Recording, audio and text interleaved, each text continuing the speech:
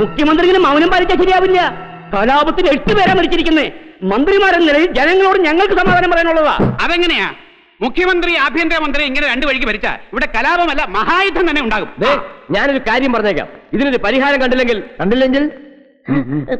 തുടർന്ന് ഈ മന്ത്രിസഭയ്ക്ക് പിന്തുണ കൊടുക്കണമെന്ന് ഞങ്ങൾ തീരുമാനിക്കും. ഭരിക്കുന്നെങ്കിൽ മര്യാദയ്ക്ക് ഭരിക്കണം. സ്ഥാനം വേണ്ട.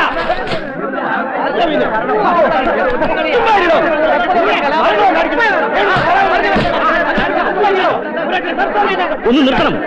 ഇതെന്താ കള്ളിഷാപ്പോ കണ്ടേ? നാട്ടിലെ തറ കുടിയന്മാർ കാണിക്കുന്ന സംസ്കാരമെങ്കിലും നിങ്ങളൊന്ന് കാണിക്കണം. അപ്പോ ആ സംസ്കാരമെങ്കിലും അറിയാം. ഇങ്ങനെ ചിരിക്കല്ലേ.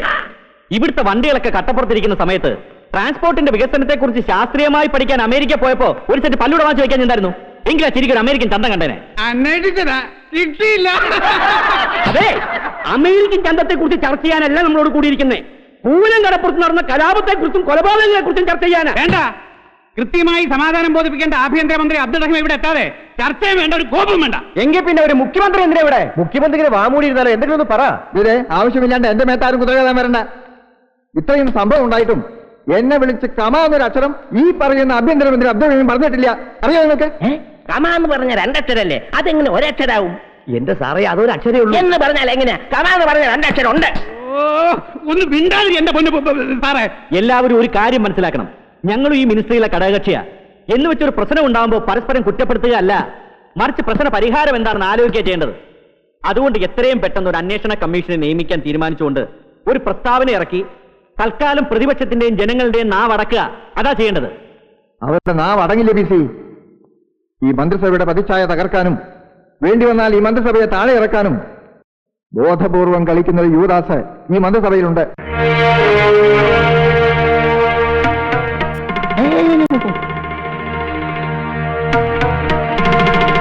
എന്നോടുള്ള പകയാണ് അതിന് പിന്നിൽ. അത് ഞാൻ വെച്ച് പൊറപ്പിക്കില്ല. എങ്കിൽ ആ യുവദാസ് ആരാണെന്ന് പറ. അതെ, അത് ആദ്യം പറയണം, എന്നിട്ട് മതി അനന്തര ചർച്ചകളൊക്കെ. CM അത് പറഞ്ഞേ ഒക്കൂ. അത് ഞാൻ പിന്നെ പറയാം. അത് പറ്റില്ല, ഇപ്പൊ പറയണം. അതിപ്പൊ പറയണം.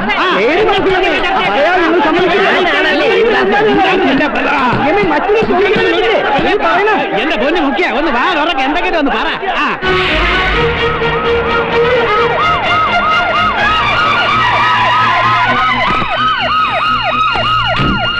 മുഖ്യമന്ത്രി തുറന്നു പറയണം. പറയണം. അതെ, വ്യക്തമായി പറയണം. ഞങ്ങൾ ആഭ്യന്തരമന്ത്രിയെ കാത്തിരിക്കുകയായിരുന്നു. എന്താണ് ഇപ്പോഴത്തെ പൊസിഷൻ? രാഷ്ട്രീയ ദുഷ്ടലാക്കാണ് ഈ കലാപത്തിന് പിന്നിൽ.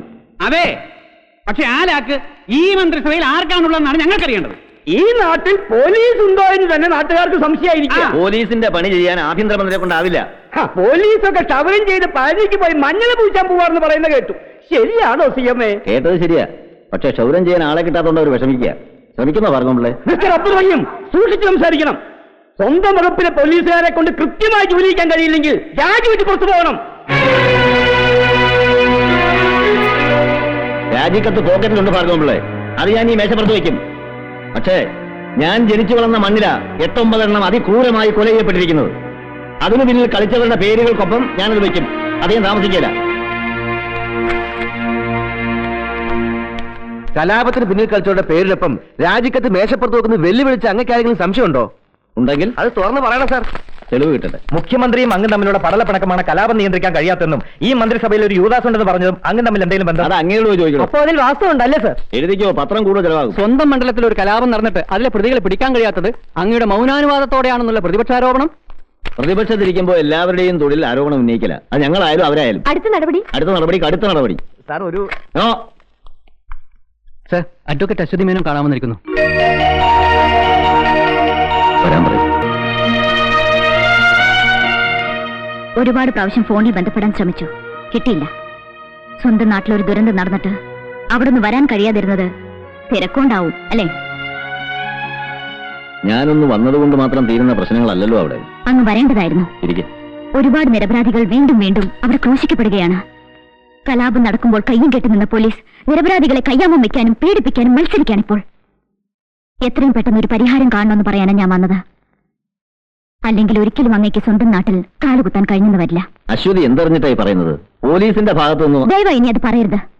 പോലീസിനെ നിലയ്ക്ക് നിർത്താൻ അങ്ങ് തന്നെ ശ്രമിക്കണം. അല്ലെങ്കിൽ ചങ്കൂറ്റുള്ളവരെ കണ്ടെത്തി അവിടെ പോസ്റ്റ് ചെയ്യണം.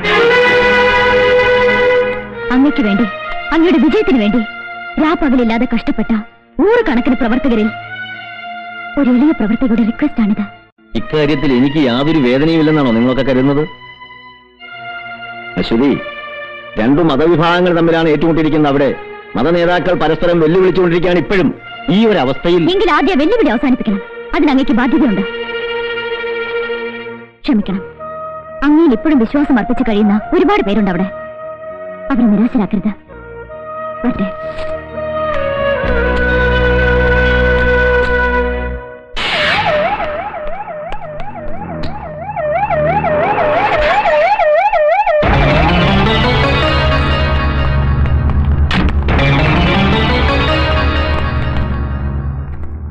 അവന്മാരൊക്കെ വന്നിട്ടുണ്ടോ? ആ GK കൃഷ്ണൻ, ഖാദർ സാഹിബും ഒക്കെ. സർ, മിനിസ്റ്റർ ഇപ്പൊ എത്തും. കിട്ടുന്നത് വാങ്ങി പോക്കറ്റിൽ വെച്ചോണം. സാറ് പറഞ്ഞ പോലെയൊക്കെ തന്നെ ഞാൻ. അങ്ങാടിയെ തോറ്റതിന് അമ്മയോടാ കളി. കേൾക്കാനോടും എല്ലാം കേൾക്കാൻ തയ്യാറായിക്കൊള്ളണം. അതിന് ഞാൻ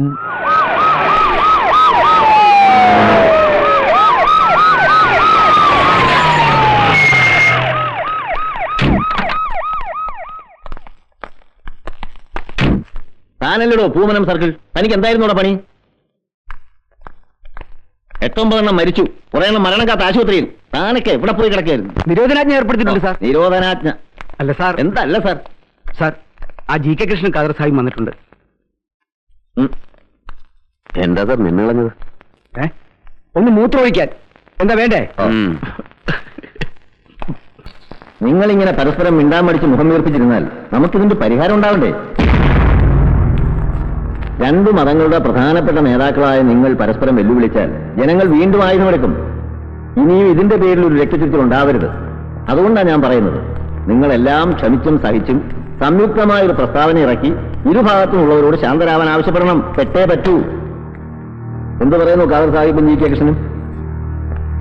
നിങ്ങളൊരു ഇസ്ലാമാണ്. നിസ്കാരപ്പായിൽ നിന്ന് പോലും വലിച്ചെഴുത്തുകൊണ്ടുപോയി കടപ്പുറത്തിട്ട് ഒട്ടിമുറുക്കി കൊന്നതോട് ക്ഷമിക്കണമെന്നും പൊറുക്കണമെന്നും പറയാൻ വിളിച്ചു വരുത്തിയ നിങ്ങളൊരു കാഫിറാണ്. കാഫിർ. കടലിലും കടപ്പുറത്തും തളം കെട്ടിക്കിടക്കുന്ന മുസ്ലിം സഹോദരന്റെ ചോര നിങ്ങളൊന്ന് വന്ന് കാണണം. അത് കണ്ടാലേ പടച്ചോലിൽ വിശ്വസിക്കുന്ന ഇസ്ലാമിന്റെ നെഞ്ചി കത്തും. അത് ചിലപ്പോൾ ആളിക്കട്ടിന്നും വരും. ആ തീയിൽ നിങ്ങൾ ഈ പറയുന്ന മുസ്ലിം സഹോദരന്മാരിൽ നിന്ന് വീഴാന്ന് പറയാൻ പറ്റുമോ ഖാദർ സാഹിബേ?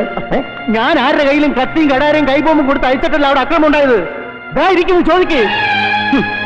ഇങ്ങനെ ജാതിപ്പെട്ടവരവിടെ ഒന്ന് കാട്ടിക്കൂട്ടിയ എന്നിട്ട് ഇരിക്കുന്നുണ്ടല്ലേ? നിങ്ങളൊരു മന്ത്രി ആയതുകൊണ്ടല്ല, മറിച്ചൊരു ഇസ്ലാം ആയതുകൊണ്ട് മാത്രമാണ് വിളിച്ചു പോകുന്നത്. അല്ലെങ്കിൽ ഇങ്ങനെ മുഖാമുഖം കാണുന്ന രീതി ഇങ്ങനെ ആവില്ലായിരുന്നു. താൻ കുറെ നേരമല്ല കിടന്ന് വിറപ്പിക്കാൻ തുടങ്ങിയിട്ട്. എന്തോ കോപ്പ് ചെയ്യുന്ന താനീ പറയുന്നത്? ചെയ്യണോ? ചെയ്താലുണ്ടല്ലോ ആ കടവച്ചങ്ങ് വെട്ടി മാറ്റും. നിങ്ങളിങ്ങനെ ചൂടായാലോ? ഞാനൊന്ന് സംസാരിക്കട്ടെ GK? നിങ്ങളൊന്നും സംസാരിക്കണ്ട. രണ്ടുപേരും ചേർന്ന് ഞങ്ങളെ വെട്ടിയാക്കാമെന്നും കരുതണ്ട. ഒന്നുമില്ലെങ്കിൽ രണ്ടിന്റെ ശരീരത്തിലോടുന്ന ഒരേ രക്തമാണല്ലോ. അതിന്റെ ഗുണം നിങ്ങൾ കാണിക്കും. GK, എന്തോന്ന് കോപ്പ്? താൻ എന്താ പറഞ്ഞത്? കടപ്പുറത്ത് ഒഴുകിയത് ഇസ്ലാമിന്റെ രക്തമാണെന്നോ? അത് കേട്ടപ്പോ നിങ്ങൾക്ക് നൊന്തു അല്ലേ? ഇവരുടെ ഭാഗത്ത് 4 എണ്ണം പോയിട്ടുണ്ടെങ്കിൽ 4 എണ്ണം ഞങ്ങൾക്കും പോയിട്ടുണ്ട്. കണക്ക് പൊത്തിരിക്കുക. അത് തെറ്റിക്കാൻ വല്ല ഉദ്ദേശം ഉണ്ടെങ്കിൽ അതൊക്കെ കഴിഞ്ഞിട്ട് മതി മധ്യസ്ഥം. ഇപ്പൊ നിങ്ങൾക്ക് മനസ്സിലായില്ലേ ഇവരുടെ തനിനിറം? ഇതിന്റെ പേരിൽ നിങ്ങൾ എന്ത് സമാധാനം ഉണ്ടാക്കാൻ പോണത്? ഒരു കാര്യം പറഞ്ഞേക്കാം, ഇനി ആ കടപ്പുറത്ത് ഒരു മുസ്ലിമിന്റെ ഒരു തുള്ളി ചോര പടിഞ്ഞ പിന്നെ അത് നിലക്കില്ല. എല്ലാവരും ചങ്കിൽ വെച്ചോ. ഈ കളിയൊക്കെ ഒരുപാട് കണ്ടതാ മിനിസ്റ്ററെ. സ്വന്തം ജാതിക്കാരനോട് മുഖം കറുത്ത് സംസാരിക്കാൻ നിങ്ങൾക്ക് പറ്റില്ല. ജയിക്കുന്നെങ്കിൽ ചുളിവിൽ അവരങ്ങ് ജയിച്ചോട്ടെ. തോറ്റു കൊടുക്കാം മിനിസ്റ്ററെ. പക്ഷെ അതിനു മുമ്പ് ഇതിന് മേലോട്ടങ്ങ് പോണം.